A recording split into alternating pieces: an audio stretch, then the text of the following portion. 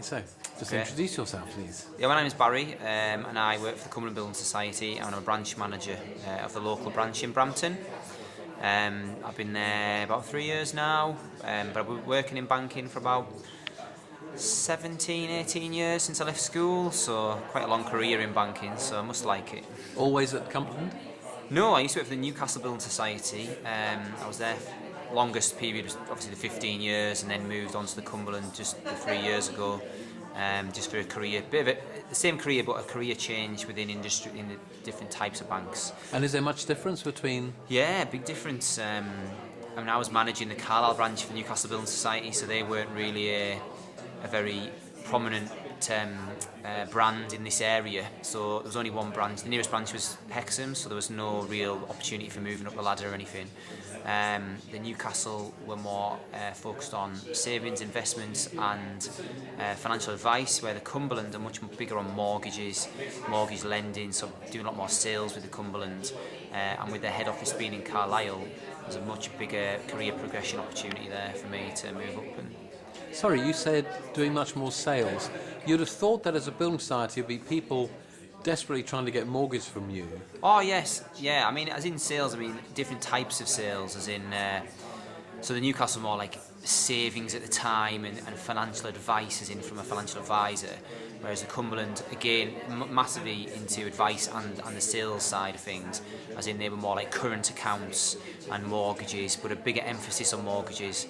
The Newcastle offered all their mortgages through brokers, so that you didn't get many mortgages in branch, so you never needed to be qualified to sell mortgages yourself, whereas at the Cumberland it's all driven through the branches and face-to-face advice, which is a much better way, in my opinion, of doing mortgages. Yeah. And are you responsible for recruiting people into your branch? Yeah. So I mean, I am in charge of 2 branches. So I've got the Brampton and Hoppersall branches, and we, a team of 6 or 7 in Brampton, about 5 in Hoppersall.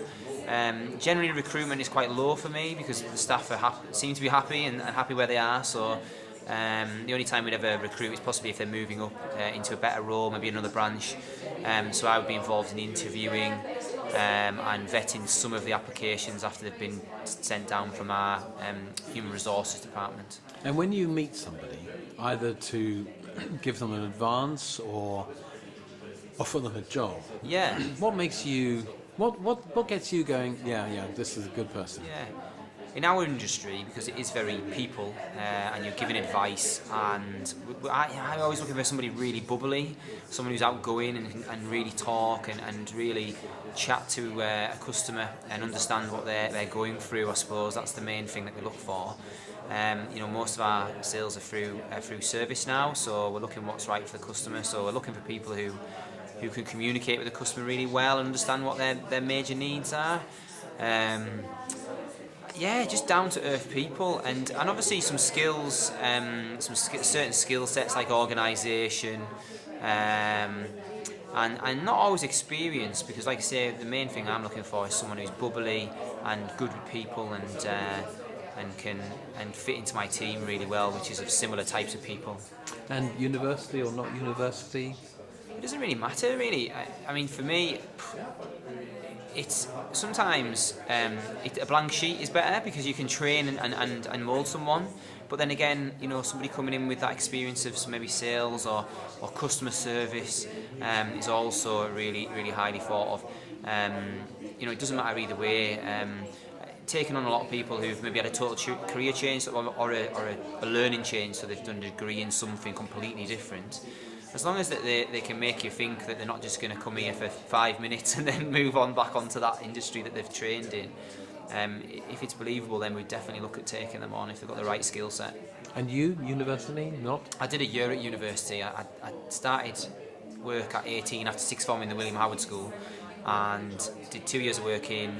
I couldn't see myself moving on where I was, so I went to university. I didn't pick my course right, did business computing, and I should have done something different. So I ended up just staying in Newcastle where I went and going back to what I was doing before, but I enjoyed it much more being in a bigger city and more branches and more opportunity in Newcastle to move up the ladder, yeah. So going to university and then finding it's not right for you isn't a career damager? No, I think you've got to learn from your mistakes. I mean, that was obviously a mistake, but you know, it made being in Newcastle was part of going to university, and that brought me out as a person. And I ended up staying in Newcastle, which has led to me becoming a branch manager in Carlisle now. So, you know, we all make mistakes, or we all do things at the time which are right, and then I wouldn't even actually class it as a mistake. I think it was a really good learning curve for me. Brilliant. Life Thank you so experience. much. Thank you very much. Indeed. Cheers.